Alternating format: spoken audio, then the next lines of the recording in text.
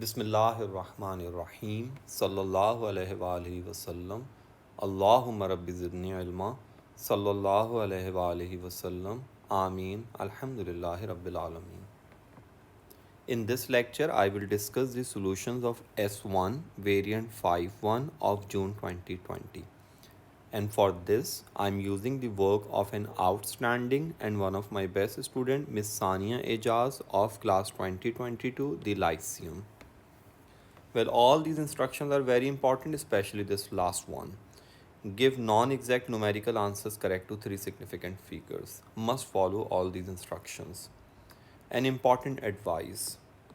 The one who strive did get his or her desire. Two important tips to solve the paper in a good way. Number one, read questions carefully. Number two, avoid careless mistakes. Question number one. The score when two fair six-sided dice are thrown is the sum of the two numbers on the upper faces. Part A. Show that the probability that the score is 4 is 1 upon 12.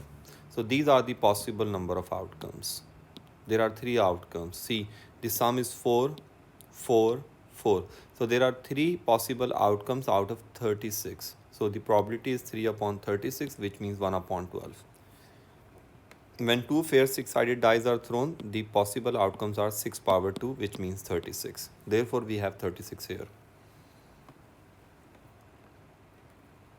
The two dice are thrown repeatedly until a score 4 is obtained. This word until means this model is of geometric distribution. The number of throws taken is denoted by the random variable x. Find the mean of x. See, since the model is of geometric distribution, so this is the formula of mean, 1 upon p. And this is p. So you just need to write the reciprocal of this, 12.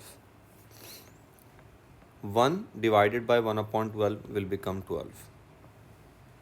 This is the mean of this x, distribution x. Part C. Find the probability that a score of 4 is first obtained on the sixth throw. This is so simple. This is the formula. Since the model is geometric, so we have to use the formula of geometric distribution. On sixth throw means q power 5 into p. So this is q power 5 and p is 1 upon 12. This is here. Give your answer up to three significant figures. Less than 8. So for less than 8, the formula is 1 minus q to the power 7. So with the help of this formula, we can get this result, 0.456. Question number 2. Part A. Find the number of different arrangements that can be made from the 9 letters of the word jewelry in which the 3 E's are together and the 2 L's are together. So these are all 3's, both the L's, and remaining letters are 4. Since altogether there are 9 letters. So for these 3 E's, there is just one arrangement, one way. 2L means 1 and 4 remaining objects means 1, 2. So 4 plus 1 plus 1 makes 6 objects. This is one object, this is one object, these are 4 objects. So altogether we have 6 objects. So 6 factorial. There are 720 ways. Part B.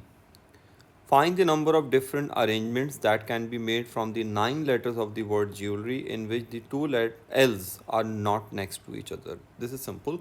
You need to do this question in this way. Not together is equal to total minus together. So first arrange both the L's together. This is the way to arrange both the L's together. One way. Remaining objects are 7 in which we have 3 E's. So this is one object, these are 7 objects, so altogether we have 8 objects. So 8 factorial divided by 3 factorial. This means both the L's are together. This is the total. 9 factorial divided by 3 factorial for 3 E's and 2 factorial for 2 L's. So total minus this will give you not together.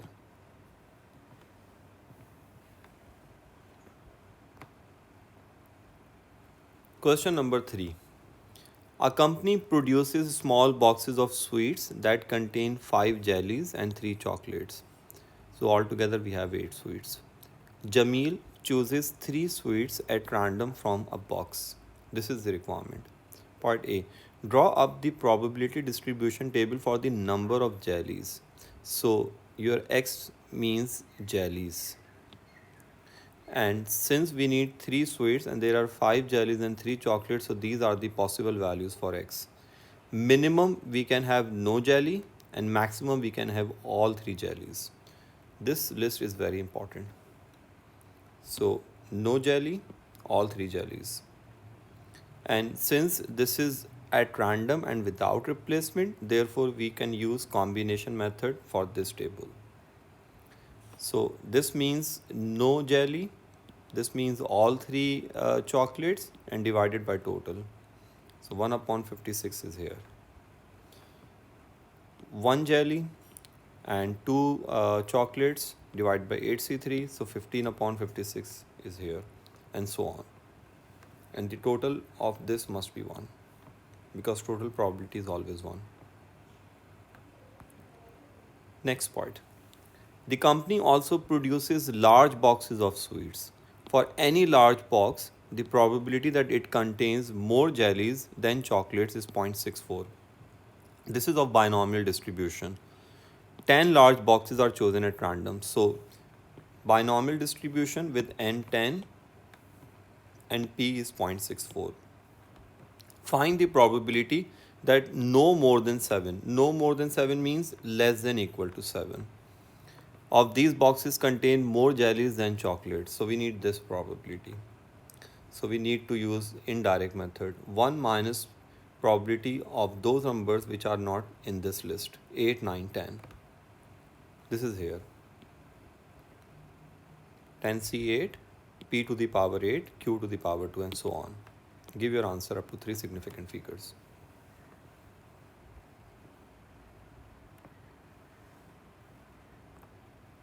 Next question, number 4. In a music competition, there are 8 Ps, 4 G and 6 V. 7 of these musicians will be selected to go through to the final. How many different selections of 7 finalists can be made if there must be at least 2 P, at least 1 G and more V than G? So this is the condition. See, at least 2 P, 2 Ps, at least 1 G and more V's than G's. And altogether we must have 7 because we have to select 7. So either we can have 2 P's with 1 G and 4 V's. This will give you 7. This will make the total 7. The second option, 2 P's with 2 G's and 3 V's. See, V is greater than G.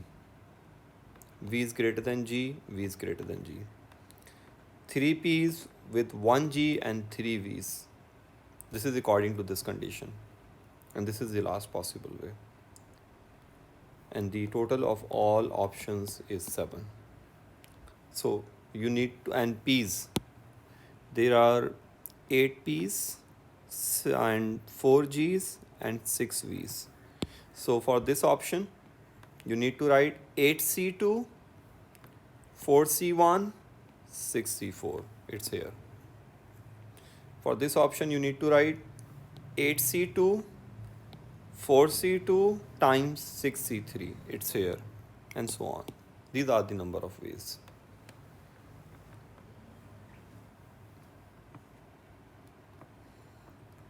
Question number 5. On Mondays, Rani cooks her evening meal. She has a pizza, a burger or a curry with probabilities 0.35, 0.44 and 0.21 respectively.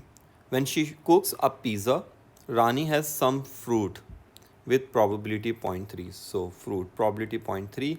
When she cooks a burger, she has some fruit with probability 0.8. When she cooks a curry, she never has any fruit. Never means 0. So this is the tree diagram. This probability should be here.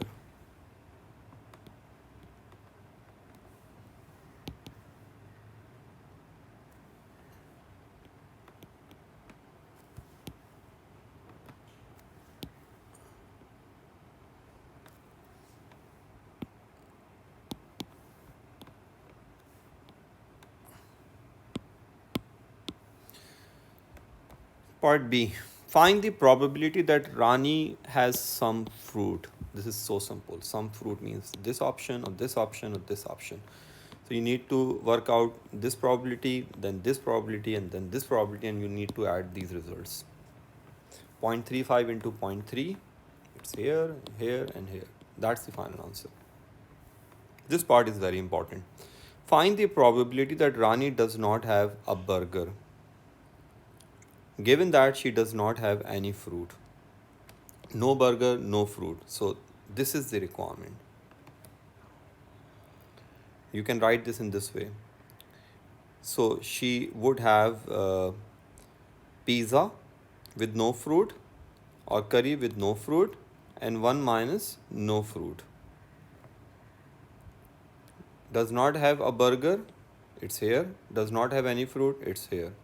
And divided by no fruit. Given that she does not have any fruit, this is here. Given means denominator. You can write this thing in this way as well.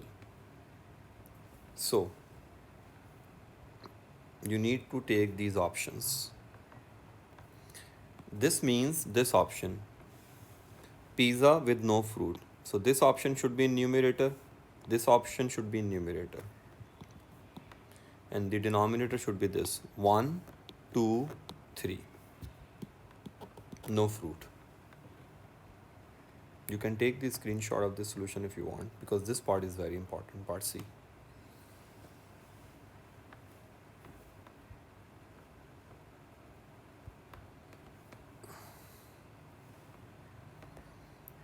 Question number 6. The lengths of female snakes of a particular species are normally distributed with mean 54 and standard deviation 6.1. Part A. Find the probability that a randomly chosen female snake of this species has length between 50 and 60. This is so simple. You just need to convert the statement from x into z with the help of this formula. X minus mu over sigma. We have mu, we have sigma. Mu is 54, sigma is 6.1. You all know how to solve this. This is phi and this is 1 minus phi. You can either use calculator or table to evaluate these phi's. This is the final answer. If you are using the latest version of the calculator, just put this number as a lower limit, this as the upper limit, and get this answer directly. If you are using table, then first get this value of phi and then get this, and then just simplify this. Next part. The lengths of male snakes of this species also have a normal distribution. A scientist measures the length of a random sample of 200 male snakes of this species. He finds the total is 200. He finds that 32 have lengths less than 45. So less than 45 means 32 upon 200, because 32 have lengths less than 45 out of 200. So this is the inequality. You have to form this inequality yourself. 17 have lengths more than 56. More than 56 are 17 out of 200. This is the second inequality. Now you have to form two equations from these two inequalities, and in terms of mu and sigma, for the values of mu and sigma. See, according to this sign of inequality, you need to shade this area from lower tail to upper tail. This is the lower tail and this is the upper tail. This area is very small, so you have to stop here. So the corresponding z value for this probability is minus 0.994. You need to shade this area with respect to this sign of inequality. That means from upper tail towards the lower tail. This is here. This area is 0.085.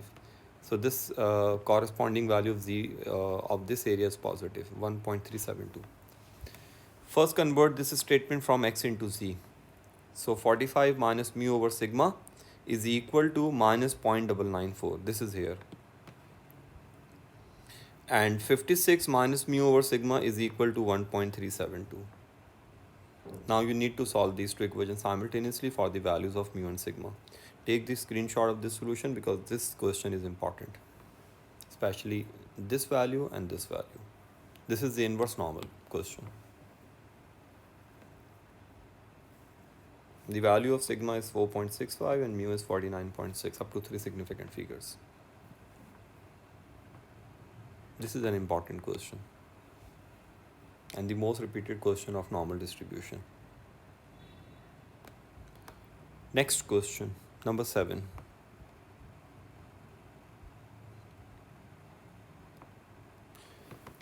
The numbers of chocolate bars sold per day in a cinema over a period of 100 days are summarized in the following table.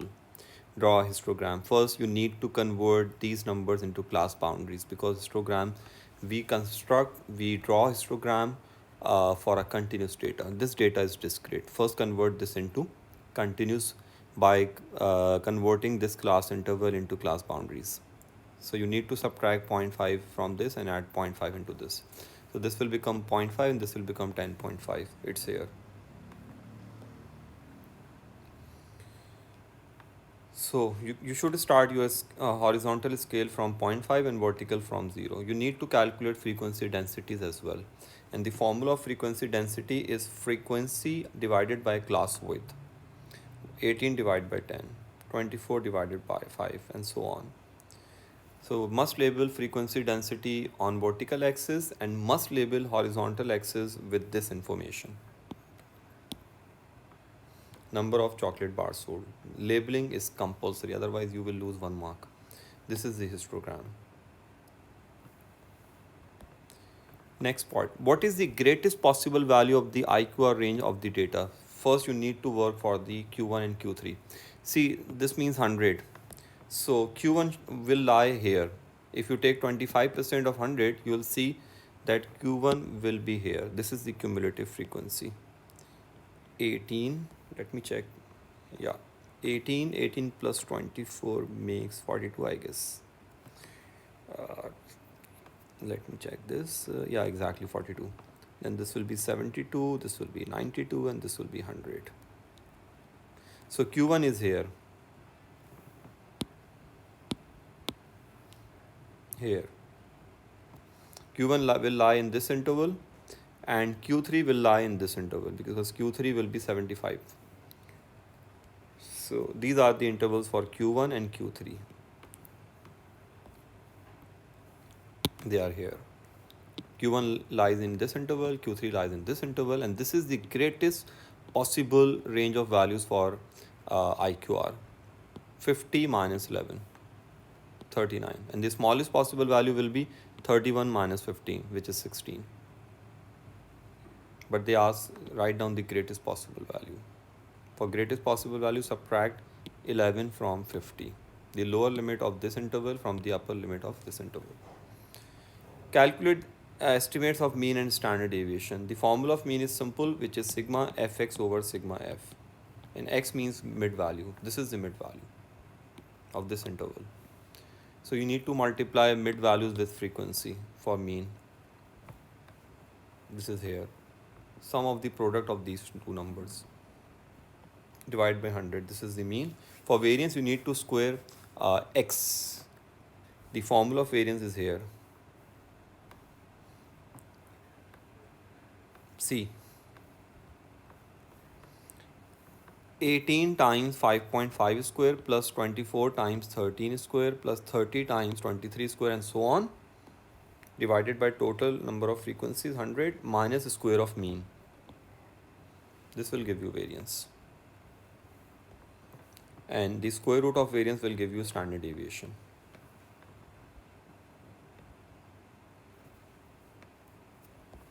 Well, this is all. An important advice for me and for everyone: we should be positive. Good luck.